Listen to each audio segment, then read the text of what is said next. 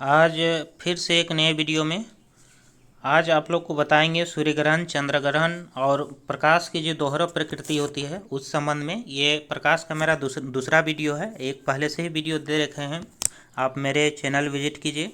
और इस तरह का मज़ेदार वीडियो देखना है तो आप ज़रूर मेरे साथ जुड़ें। तो चलिए देख सकते हैं आप स्क्रीन में, आपको दिख रहा है कि आज हम जो बात करने वाले हैं सूर्य ग्रहण का।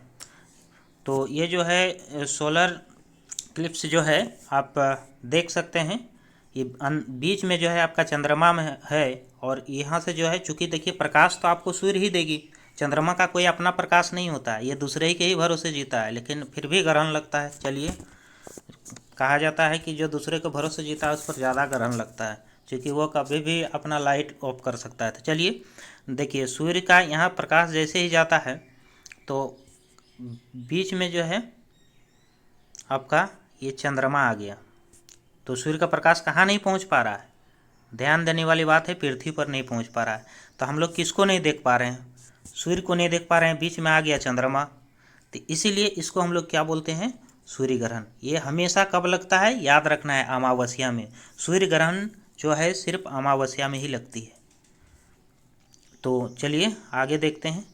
देख सकते हैं ये सूर्य ग्रहण का नज़ारा कुछ इसमें अनोखा लगा, इसलिए अटैच किए हैं। आप देख सकते हैं पृथ्वी है, बीच में चंद्रमा है।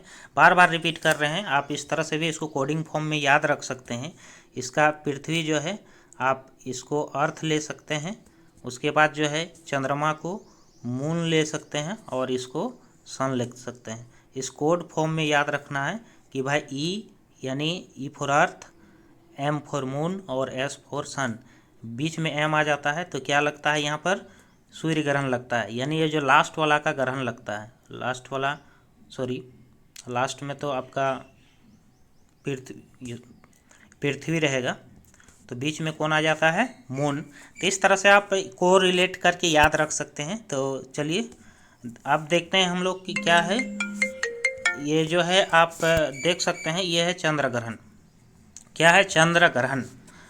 तो चंद्र ग्रहण में जो है आपका हमेशा जो है पूर्णिमा को लगता है, और जब चंद्र ग्रहण कंप्लीट हो जाता है, देख सकते हैं ये पूर्ण चंद्र है, इसमें थोड़ा सा आंशिक लगा है, इसमें थोड़ा सा लगा है, इसमें आधा से पार हो गया, और देखिए पूर्ण चंद्र ग्रहण लग गया। तो यहाँ जो है ये 3 केस में होता है, 1 केस, 2 केस और यहाँ, चूँकि वो जो अपना कक्षा में रोटेट करती है, तो आप देख सकते हैं यहाँ पर सूर्य से जाने वाली प्रकाश जो है बीच में कौन आ गया? पृथ्वी आ गया। तो जब बीच में आपका पृथ्वी आ गया तो यहाँ जो है आपका चंद्रमा जो है ढका हुआ जैसा महसूस होती है, तो जिस कारण से पृथ्वी पर रहने वाले लोग जो हैं चंद्रमा को देख ही नहीं पाते हैं। तो इस स्थिति को क्या कहता है लोग? कि चंद्र ग्रहण लग गया। ये हमेशा कब लगता है? पूर्णिमा को। तो यहाँ भी जो है आप एक कोडिंग फॉर्म में ले सकते हैं, एस ले सकते हैं, ई ले सकते हैं और इधर एम ले सकते हैं। यानी बीच में यहाँ को कौन आ रहा है? अर्थ आ रहा है, यानी पृथ्वी आ रहा है। तो इस तरह से ये शॉर्ट फॉर्म में याद रख सकते हैं, क्योंकि हमेशा कन्फ्यूजन उत्पन्न करता है। इसको फिर आगे पीडीएफ फॉर्म में भी पढ़ेंगे, अंतिम तक जरूर बने रहें, मज़ा आने वाला है वीडियो में। आप देख सकते हैं ये रंगों का दुनिया है। ये दुनिया में यदि आपके पास आँख है ना, तो दुनिया का सब कुछ है, ये पूरा दुनिया को एंजॉय कर सकते हैं आप। चलिए देख सकते हैं कि ये जो है हमेशा सूर्य के जो है विपरीत दिशा में उगती है। ये इंद्रधनुष है, इसमें जो है प्रकाश के 7 रंगों को किस तरह से बौछार जैसा आपको एक धनुष की तरह दिखाती है। तो आप देख सकते हैं आप रंगीन नज़ारा को। तो इसमें जो है ये 2 प्रिज्म है, 2 प्रिज्म में एक्सपेरिमेंट किया गया है। यदि मान लो श्वेत प्रकाश को एक प्रिज्म से गुजरते हैं तो वह 7 रंगों में बढ़ जाती है। फिर वही प्रिज्म को उल्टा करके जो रखते हैं तो फिर उसको एक जगह कॉन्सेंट्रेट करके फिर आपका सफ़ेद रंग में ही बदल देती है। तो चलिए अब परीक्षा की दृष्टि देखी जाएंगे।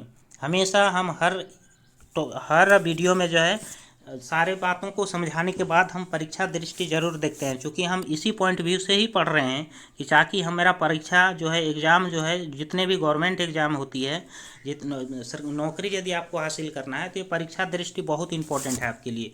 मेरे वीडियो में ज़रूर बने रहें। तो चलिए देखते हैं। कह रहा है कि सूर्य से लगातार ऊर्जा के उत्सर्जन का क्या कारण हो सकता है? तो याद रखना है कि सूर्य में जो है नाभिकीय संलयन अभिक्रिया होती है, जिस कारण से क्या होता है? अपार ऊर्जा मुक्त होती है। सूर्य से पृथ्वी को प्राप्त ऊर्जा की दर क्या है? तो हमेशा याद रखना है, देख सकते हैं कि कितना ऊर्जा 1 सेकंड में प्राप्त करती है। तो ये क्या है, 4 गुना 10⁻26 जूल प्रति सेकेंड। समझ सकते हैं कि कितना ऊर्जा मिलती है। प्रकाश का सर्वाधिक वेग कहाँ होता है, तो हमेशा याद रखना है वो जो है हमेशा निर्वात में उसका सर्वाधिक वेग होता है। ठीक इसके उल्टा जो है आप यदि ध्वनि को देखने जाएंगे तो निर्वात में उस चल ही नहीं पाएगा, उसके लिए माध्यम की ज़रूरत पड़ती है। और प्रकाश को तो किसी तरह का कोई माध्यम की आवश्यकता नहीं होती है। तो साइंस का मज़ा लेना है तो जुड़े मेरे साथ। चलिए आगे देखते हैं।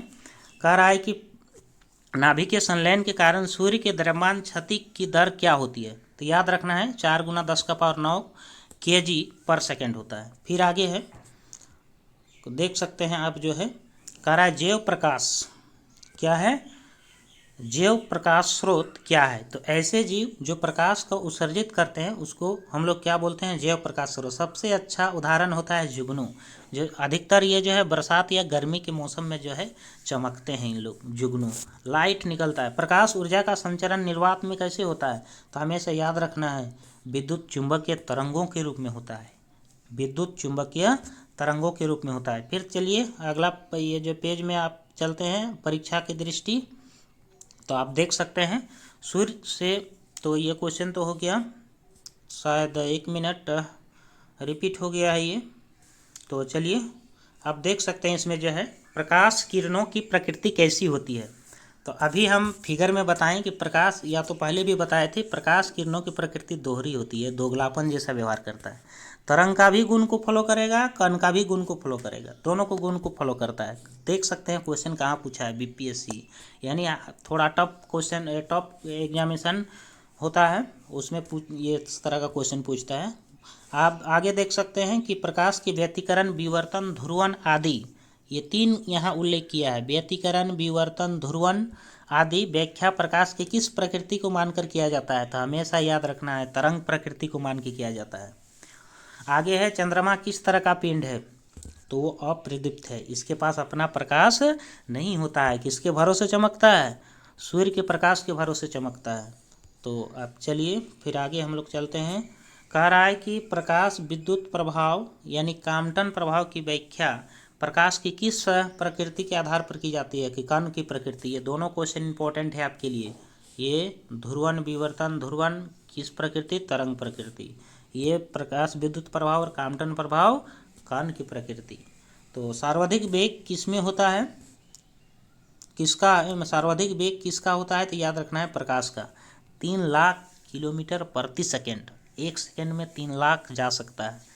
आप सोच भी नहीं सकते हैं कहाँ तक जाएगा। चलिए अब देखते हैं लास्ट क्वेश्चन। कह रहा है कि कांच, निर्वात और वायु तथा जल में कांच में प्रकाश की गति सबसे कम किस में होती है, तो ये जो है आपका सबसे कम जो है उपयुक्त में कांच का अपवर्तनांक सबसे अधिक, गति सबसे कम होती है। क्यों, गति क्यों कम होती है, तो ये चीज़ याद रखना है, अपवर्तनांक क्या होता है उसका सबसे अधिक होता है। चलिए अब अगला देखते हैं। यहाँ जो है एक क्वेश्चन है, कह रहा है कि ये सूची छिद्र कैमरा, तो ये लकड़ी का आयताकार बॉक्स में बनाया जाता है। ये चीज़ याद रखना है, एक तरफ महीन छिद्र होता है और एक तरफ थोड़ा उल्टा होता है, इसमें प्रतिबिंब। एक चीज़ याद रखना है कि सूची छिद्र कैमरा में जो है हमेशा उल्टा प्रतिबिंब बनता है। यही क्वेश्चन आपको पूछा जा सकता है, क्योंकि आप यदि पढ़ रहे हैं तो सारी चीज़ों का नॉलेज रखना चाहिए। चलिए अब देखते हैं ये सूर्य ग्रहण। तो आप देख सकते हैं एक बार हम, चूँकि पृथ्वी सूर्य, आप देख सकते हैं यहाँ जो है पृथ्वी सूर्य की परिक्रमा करता है और चंद्रमा पृथ्वी की, तो इस परिघटना में कभी कभी पृथ्वी सूर्य के बीच में और ये चंद्रमा आ जाता है। तो ये जो चंद्रमा की छाया जो है पृथ्वी के कुछ भाग पर पड़ती है, तो इसको हम लोग क्या बोलते हैं, चंद्रग्रहण, जो आपको पहले ही समझा चुके हैं। अब देख सकते हैं यहाँ आपका क्या है, यहाँ सन है, यहाँ मून है और यहाँ अर्थ है, बीच में कौन आ गया, मून आ गया। तो पृथ्वी के लोग जो है आपको सूर्य का कुछ हिस्सा नहीं देख पाता है। चलिए अब देखते हैं ये चंद्र ग्रहण। तो चंद्र ग्रहण में क्या है कि ये सूर्य एवं चंद्रमा के मध्य जो है पृथ्वी आ जाता है। इसमें क्या है, सूर्य और चंद्रमा के मध्य कौन आ जाता है, पृथ्वी। तो पृथ्वी की छाया चंद्रमा पर पड़ती है और चंद्रमा का दिखना बंद हो जाता है, तो इसको हम लोग क्या बोलते हैं, चंद्र ग्रहण कहते हैं। तो इस तरह सारे बातों को आपको PDF इसमें जो है आपको डिटेल बताएं। तो ज़रूर आप इस चीज़ का नोट्स बनाएं, आपको एग्ज़ाम के लिए जो है बहुत ही इम्पोर्टेंट होगा। फिर देखिए प्रकाशीय गेज किस सिद्धांत पर काम करती है, तो ये हमेशा याद रखना है, परावर्तन के सिद्धांत पर। क्योंकि पहले वीडियो में ये सारे टॉपिक्स नहीं बताए थे, इसलिए दोबारा लेके आना पड़ा। तड़ित की चमक उसकी गर्जन से पूर्व ही दिखाई दे सकती है, क्यों? क्योंकि प्रकाश का गति जो होता है ध्वनि की गति की अपेक्षा बहुत तीव्र होता है। नाक आगे पीछे के कारण नहीं होता, सॉरी, कान और आँख आगे पीछे के कारण नहीं होता है। बहुत सारे छोटे छोटे बच्चे दिमाग लगाते हैं कि आँख आगे है कान पीछे है, इसलिए ऐसा होता है कि आँख पहले देख लेता है कान बाद में सुनता है। लेकिन आप देख सकते हैं कि प्रकाश की गति जो है प्रकाश की गति ध्वनि की गति से बहुत अधिक होता है। आगे चलते हैं। प्रकाश का कणिका सिद्धांत सर्वप्रथम किसने दिया? न्यूटन ने। प्रकाश का तरंग सिद्धांत किसने दिया? हाइगेन ने। प्रकाश का वेग सर्वप्रथम किसने मापा? रोमर ने। ये सब बहुत इंपॉर्टेंट क्वेश्चन है, आपको ज़रूर जानना चाहिए। फिर आगे देख सकते हैं, सूर्य से पृथ्वी तक प्रकाश को पहुंचने में कितना समय लगता है? याद रखना है 500 सेकेंड या फिर 8 मिनट 20 सेकेंड। ये यूपीपीसीएस क्वेश्चन में पूछा हुआ है। आगे, प्रकाश तरंगों में एक माध्यम से दूसरे माध्यम में प्रवेश करने पर उसकी आवृत्ति, तरंगदैर्ध्य और वेग में क्या प्रभाव पड़ता है? तो याद रखना है, किसी भी माध्यम में जाए प्रकाश, उसका आवृत्ति में कोई परिवर्तन नहीं होता है, बाकी तरंगदैर्ध्य और वेग क्या हो जाता है? बदल जाता है। ये पिछला वीडियो में भी बताए थे, जरूर याद रखना, ये क्वेश्चन जो है पूछा जाता है। प्रकाश संश्लेषण की क्रिया में प्रकाश ऊर्जा किस रूप में परिवर्तित होता है? तो याद रखना है, रासायनिक ऊर्जा में। विसर्जन लैंपों में कौन सी गैस भरी होती है? तो नियॉन। ये क्या है? अक्रिय गैस है, निष्क्रिय गैस, जो किसी से कोई मतलब नहीं रखता है। आगे, स्वच्छ जल युक्त तालाब की आभासी गहराई उसकी वास्तविक गहराई से कम प्रतीत होता है, इसका कारण क्या है? वायुमंडलीय अपवर्तन के कारण ऐसा होता है। चलिए अब लास्ट पेज में आ गए हैं, आप थोड़ा सा पेशेंस रखें। देखिए आगे कह रहा है कि एक कटा हुआ हीरा जगमगाहट के साथ चमकता है, तो इसका कारण क्या है? पूर्ण आंतरिक परावर्तन के कारण। यदि तालाब के आसपास में वायुमंडल का अपवर्तनांक उसके जल के अपवर्तनांक से अधिक हो जाए, तो जो तालाब का आभासी गहराई होता है वास्तविक गहराई से क्या होता है? अधिक प्रतीत होता है। फिर आगे कह रहा है, यदि प्रकाश तालाब में एक मछली आभासी गहराई कितना है?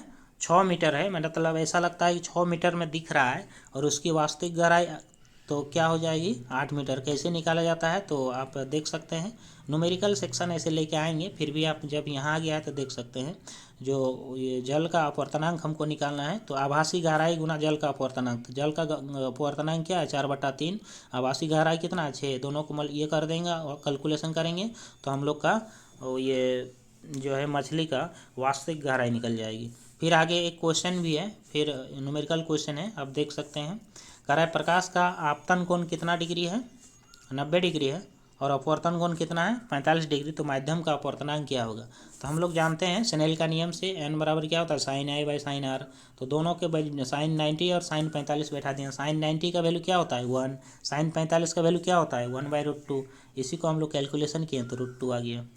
तो इसी तरह का छोटा छोटा न्यूमेरिकल्स भी आता है, जो एक स्पेशल वीडियो आपको न्यूमेरिकल सेक्शन में मिलेगा। आप मेरे से ज़रूर जुड़ें, मेरा चैनल को सब्सक्राइब करें ताकि आपको नोटिफिकेशन जाते रहेगा। देखिए लास्ट क्वेश्चन इसमें जो है, ये 3 तरह का न्यूमेरिकल है। इसमें कह रहा है निर्वात में सबसे जल का अपवर्तनांक कितना है आपका? 4/3। कांच का अपवर्तनांक कितना है? 3/2।